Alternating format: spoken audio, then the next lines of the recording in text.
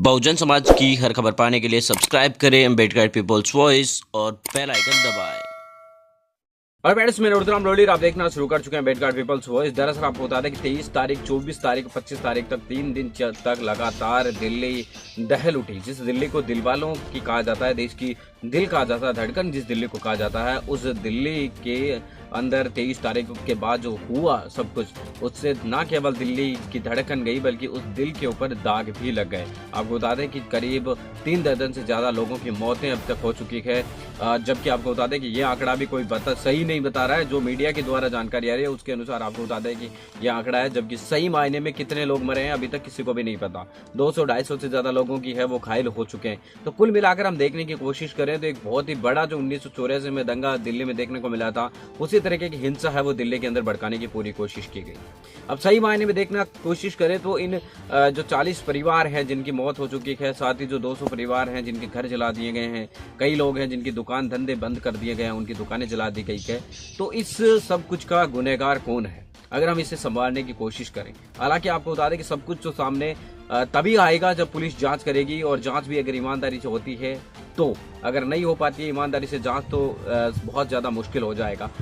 पता ही नहीं चलेगा कि कुछ ने इस तरीके की हिंसा की। और अक्सर आपको देखने को मिलता है कि इस तरीके की हिंसा हर बार होती है, अलग अलग राज्यों में होती है, लेकिन कभी नहीं पता चलता कि आखिर कौन इसका हिंसा का गुनहगार है। दरअसल अगर हमने इसे खंगालने की कोशिश की, हम इस चीज को देखने की कोशिश करें, तो आपको बता दें कि सब कुछ पृष्ठभूमि उसी दिन लिखी गई जब देश भर के अंदर दिल्ली के विधानसभा चुनाव की तैयारियां चल रही थी, चुनाव कर रहे थे, शाहीन बाग का प्रदर्शन चल रहा था, शांतिपूर्वक प्रदर्शन चल रहा था। लेकिन बीजेपी के जो नेता थे उनकी तरफ से जो उटपटांग बयान आ रहे थे, राजनीतिक बयान की, देश की गद्दारों को गोली मारो, सालों को काट के रख देंगे, इस तरीके के योगी आदित्यनाथ और मोदी के बारे में जो बोलेंगे उनको हम चीर फाड़ देंगे, इस तरीके की जो गंदी जुबानों से भाषा बोली जा रही थी, मारने काटने की बातें खुलेआम बीजेपी के नेताओं के द्वारा की जा रही थी, उसी दिन से ये सब कुछ पृष्ठभूमि तैयार हो गई थी। आपको बता दें कि अक्सर इस चीज का आप सब जानते हैं कि चाहे आप किसी पत्थर को किसी तरफ उछालेंगे तो दूसरी तरफ से भी उसकी प्रतिक्रिया आती है। चाहे अगर हम पत्थर को पत्थर से ही टकराएंगे तो एक आवाज वो वापस करता है।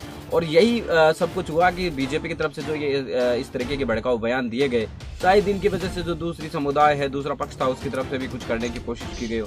यानी कुल मिलाकर दोनों की तरफ से जो कुछ हुआ उससे न केवल दिल्ली बल्कि पूरी तरीके से देश नहीं बल्कि विदेश के अंदर भी भारत की छवि को नुकसान पहुंचा है। जिस दौरान आपको बता दें कि विश्व की दुनिया की ताकतवर नेताओं में से गिने जाने वाले डोनाल्ड ट्रंप भारत के अंदर आए हुए थे। मान लीजिए सपोज अगर डोनाल्ड ट्रंप को एक कंकर भी उनकी तरफ उछाल दिया जाता तो पूरे भारत की बदनामी पूरे विश्व भर में कितनी होती आप सोच नहीं सकते। हालांकि आपको बता दें कि विश्व के इस मीडिया के अंदर भारत के इस दौरे पर डोनाल्ड ट्रंप के दौरान जिस तरीके का यह घटनाक्रम हुआ उसकी भी चर्चा है। लेकिन आपको बता दें कि उस दौरान अगर उनकी सिक्योरिटी में किसी भी तरीके का कुछ भी हो जाता, मान लीजिए आपको बता दें कि उनकी कंकर भी उन तक पहुंच जाता, तो पूरे विश्व की जो मुद्दा है उस भारत की जो छवि है वो धूमिल हो जाती।